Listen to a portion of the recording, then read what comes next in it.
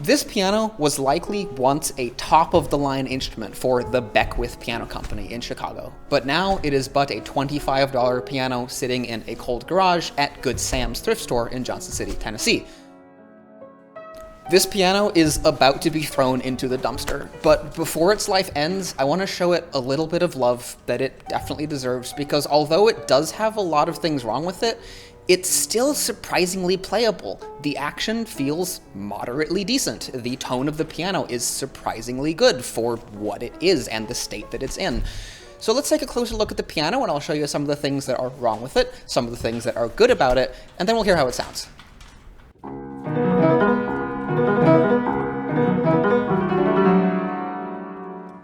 There isn't too much information about Beckwiths online, but what I do know is that this was made in Chicago somewhere around the turn of the century. The concert grand label on the Fallboard is likely just in reference to the height of the piano. Various piano manufacturers use the term upright grand to talk about really tall upright pianos, as this one is.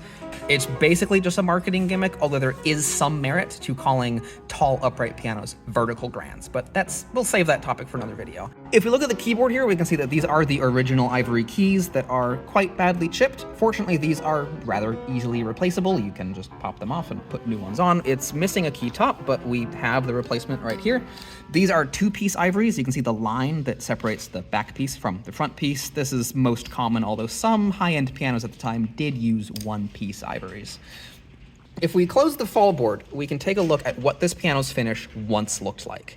I believe this is mahogany, although I'm not a wood expert, and you can see that the spot where this piano has never seen the sun is beautiful. It catches the light of my camera flash very nicely, and if the entire piano was this condition, it would look beautiful, but unfortunately it has not been kept in very good conditions over its lifetime, and it doesn't look too pretty anymore, which is why it's at a thrift store for 25 bucks. Over here, the biggest problem with this piano has, in terms of playability, well, one of the biggest, is that we are missing one of the sharp keys. This is a huge problem for both of the pieces I play in today's video, because one of them is in the key of E flat, and I start on this note. So that's kind of an issue. The other issue that this piano has is it's got a dead key up here. This one doesn't work, not sure why, but generally action problems they can be fixed. That's the nice thing about old pianos, is you can fix them. It costs money, but you can do it, and this is also pretty easy to replace. You can get replacement sharp keys on the internet and stick a new one on there. It wouldn't match, but honestly, you'd want to do all of them because they are not in the greatest of condition. I believe a rodent or something may have been chewing on this one. Who knows? The E flat with the missing E flat key. Yeah. We'll see how this goes.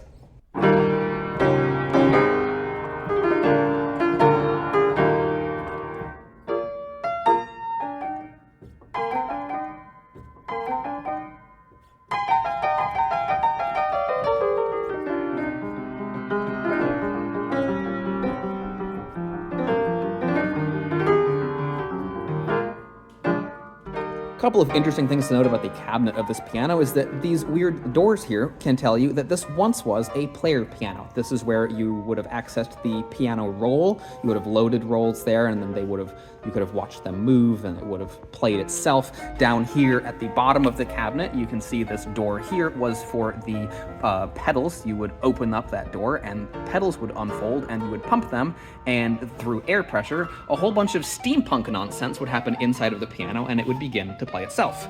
This flap here can unfold to reveal where the controls used to be. These would have been speed controls and power controls. This says tempo. This one says re-roll. That causes the whole piano roll action to rewind itself, so you can take out the roll or play it again.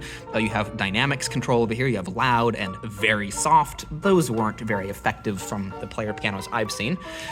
And again, that door is where you would load up the rolls.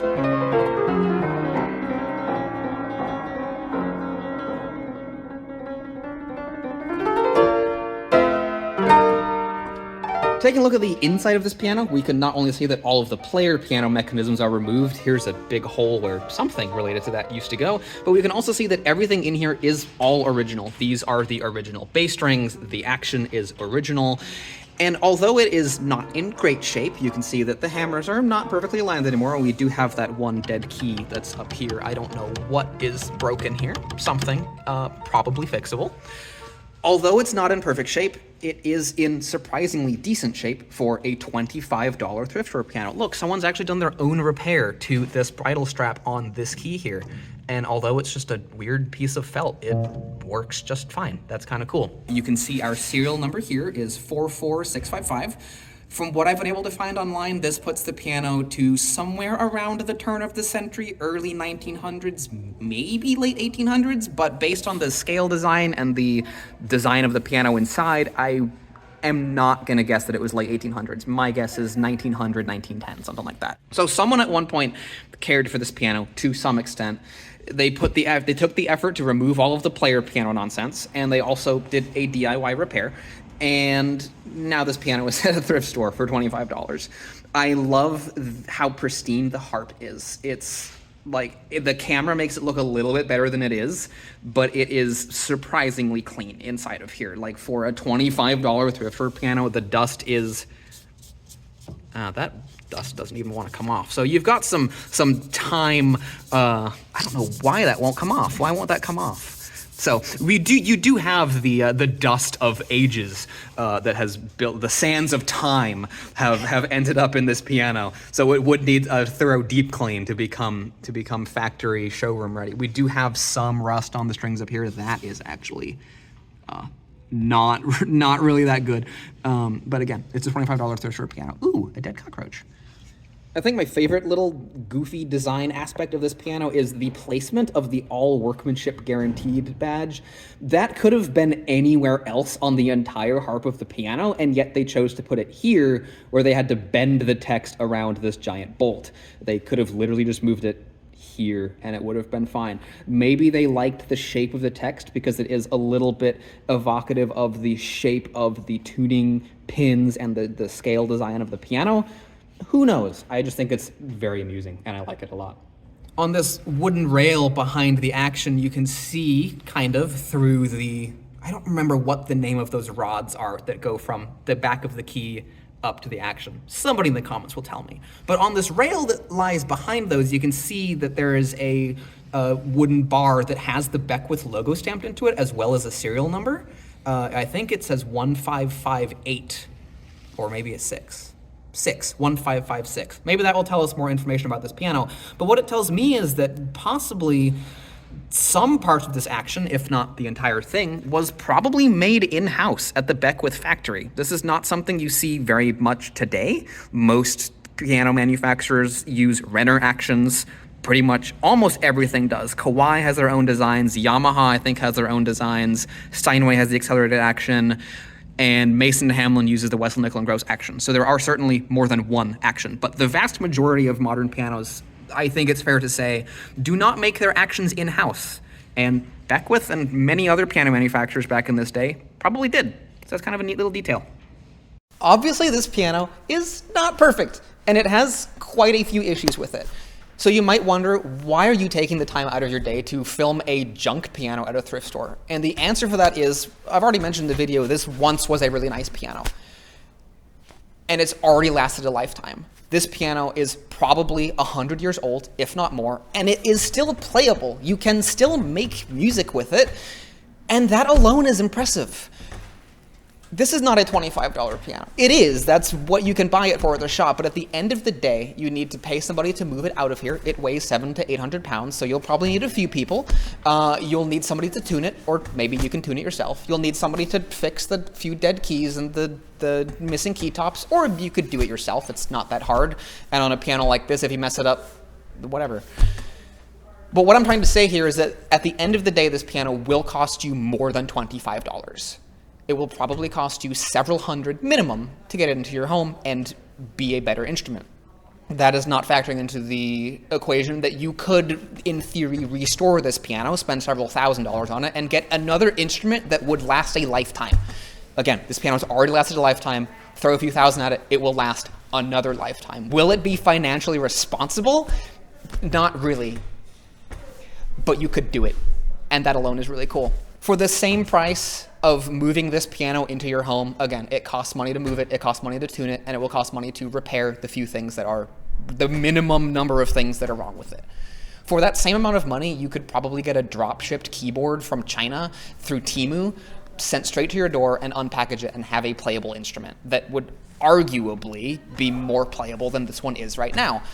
But the thing with that is that Temu piano is not going to be playable in 100 years. It's probably going to be in a landfill somewhere, assuming humanity even still exists. Whereas this piano would certainly still be playable in another 100 years if you put a little bit of effort into it today.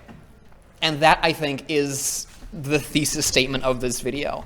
These old pianos are worth saving. I have seen upright pianos just like this that have been fully restored, and they toss around any modern piano that is made today, any modern acoustic piano. They can be, I'll say, as good as a new piano. And it makes me sad to see a piano like this be thrown away. It once was something amazing, and now it's $25 in a thrift store. So somebody please come get this thing. Like, it's not perfect by any means, and normally I endorse the high-end $100,000 pianos, but there's also a part of me that loves these pianos too. This once was that piano. This once was Beckwith's flagship upright, most likely. So somebody please come get this thing before it goes in the dumpster. I would hate to see it die. At least just get the scrap wood. It's got giant boards of mahogany on it. Like, at least take that off and use it for something else. Like, come on here. Pianos like this truly stand the test of time, and there's something in me that really appreciates an instrument like this, even though it is imperfect, even though it is arguably terrible. I'll admit it. Yeah, the piano needs a lot of work. But part of me absolutely loves it just the way it is. Hopefully you also enjoyed this video about this imperfect but once beautiful piano. And this is kind of a look at what a $25 piano is like. What do you get for your money? You get something that could be, with a little more money, really good. So hopefully you enjoyed this video, hopefully it was amusing for you, and hopefully you come and save it. Please buy this thing. It's gonna be in the dumpster like next week. So anyway, that's that. Hope you enjoyed the video. I'll see you in the next one. We're gonna go check out some more thrift for pianos and do some cool stuff. So I'll see you in the next one. Thanks for watching.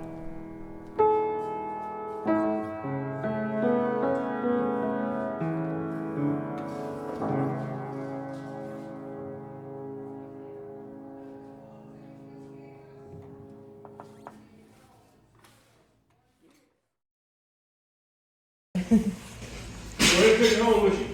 What's that? So take it home with you. I wish I could. I don't have the room, man. I wish I could. I'll give you a break price on it. And it's $25, right? Yeah, I know. I'll let you have my discount.